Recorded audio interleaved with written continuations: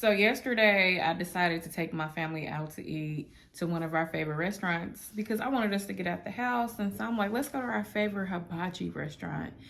And upon our experience, in the beginning it started off cool, but the ending result was disappointing and we experienced racism. Stay right here.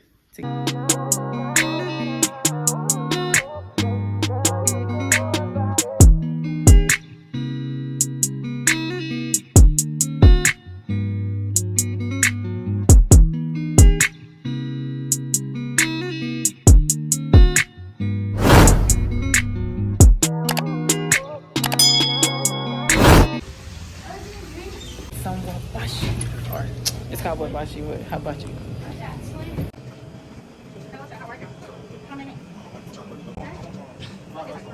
So we walk in to get set at our table. They usually like four or more. We love these Asian strawberry sodas. My daughter had got, I think, like a vanilla one, and then my oldest one. We gotta let you count. Those Uggs was real cute. I want to cop a pair, but she told me it's 300. I'm not paying that.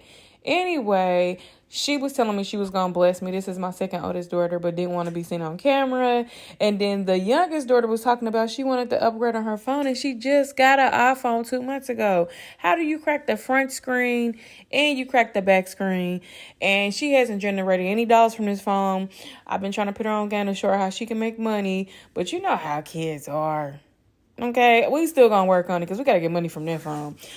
So we're trying to figure out whether or not if we're about to do a little tutorial on these drinks. And so we just decided, okay, we're going to go ahead and do it because we really been drinking these drinks before they got popular. We was living in Chicago and we used to go to Chinatown to pick them up. Had no idea what we was drinking. We just knew that they were good and they was Chinese sodas. So anyway, we get our soup. I love the mushroom soup. It's so fire. And I like the salad with that special ginger dressing. My two other daughters, they don't like it. But me and the oldest one, we like it. So the soup is good when it's hot. I like it when it's freshly hot, okay? When it starts getting cool, it's not too good, but it's so fire, so good. So she was saying, oh, this is going to get me right because she had been kind of feeling a little bit under weather. She got allergies. So here goes our first chef. Now, he was very entertaining. I must give him that. Okay, he was very entertaining, especially when it came to, like, you know, the tricks with the utensils. He had a sense of humor. And now he's about to get ready to get the grill warmed on up so we can start, you know, seeing his magic trick with the food. Okay, so he cleans it. We don't know if that rag wrong clean, but he cleans it. He tried to offer it, though. We was not having the rice being tossed in our mouths. Ain't nobody doing that over here. Okay? We just, no. No, sir. So he's putting the meat down, the scallops, the shrimp, the steak, and the chicken. Oh, and it was a couple on the side of us. They were really cool. And they were funny too. So anyway, I liked how he served the rice because he put it in a bowl to make sure everybody get the same amount. I loved it. He was down for the liquor, so he got the liquor. He was trying to get as much as he could. He was funny, real cool dude. Nobody else was willing to do it. So anyway, he's about to make the volcano. I almost forgot what that was called. Okay. And he's just stacking them up. I want to try this myself one day on my griddle that I have. See if it worked. I think I did try it once before. I don't remember anyway. So yeah, he's about to make that smoke come up out of there. That fire, smoke, whatever. There we go. Fire then smoke. Ooh, yay. Oh my goodness. Keep in mind, this is not our first time. Okay, we love this restaurant. We've been going to this restaurant for about 4 years. 4 years, all right. And I want to kind of like fast forward. You see that water bottle he got? Look how ornery that is. I wish you would. Okay, bring that over by my kid with that ornery bottle. Anyway, the nerve. Anyhow, he's cooking up the steak. This is what the plate was looking like. All right, so this is when it takes a turn. My daughter realized that there was hair inside of her rice. So this is the second manager. As you see, she has no hairnet on. Her hair was flying in the air. And yet she tells her the lady got upset because like what she said was very racist. She gonna say, look, that was thick hair. That's not our type of hair. We don't have that type of hair. Really? So we was standing there around saying, hey, we got braids over here. Nobody had straight hair because it was straight hair in the rice. And the guy was in saying like, we got all minority hair over here. Anyway, we got a new chef.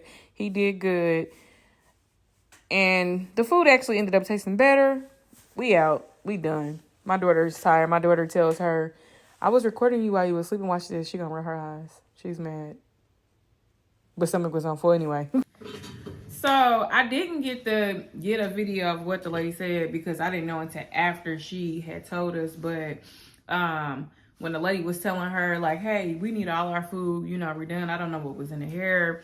I don't want to, get sick from it. And she was pregnant. She had told me she was pregnant. They were really cool. I want to thank them. Everybody like stood our ground.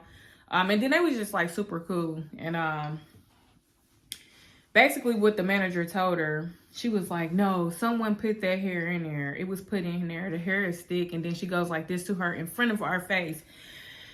Our hair is not like that. Our hair is not like that. And that's when the lady just got mad. Like, oh, she must think I'm white. You cannot judge a person according to their skin color because you don't know what nobody is. She had ended up sharing with me that she was Puerto Rican after we had a conversation or whatever. And we even talked about like, Latin food or whatever.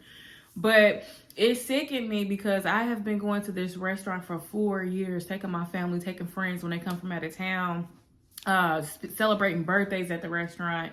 And for me to experience that was quite devastating. I want to go back up there to see if she was even like the manager or the owner. But however, that situation needs to definitely be addressed. That is not how you're supposed to take care of a customer when they're telling you, something was in the food. Now, my daughter said the chef didn't even get a chance to leave. We got him right before he left. And everybody seen, like, because we was all waiting to eat. We were hungry, and she picks it up, and she, the hair is just there. So, no one planted the hair there. People make mistakes. As you seen in the video, she didn't even have a hairnet on. No one had a hairnet on. And for her to try to say, oh, their hair was thick. Our hair's not like that. Huh? What are you talking about, ma'am? That was, like, so racist. And then to do it in front of our face. And what really made me mad, my 10-year-old daughter was there and seen it. Like, I don't want my kid experiencing racism. Like, racism is alive. And it's sad that people are still carrying that inside of their minds. And we go out and we support businesses like this. Like, guys, just be careful what y'all do and stay safe. Also, my youngest daughter and my other daughter said that there was hair in my youngest daughter food, and she was helping her get out, but they really didn't pay, they didn't really think much of it, so they didn't say anything until my daughter, the other one was just like, oh, that's when she, she pulled it out. So it was crazy.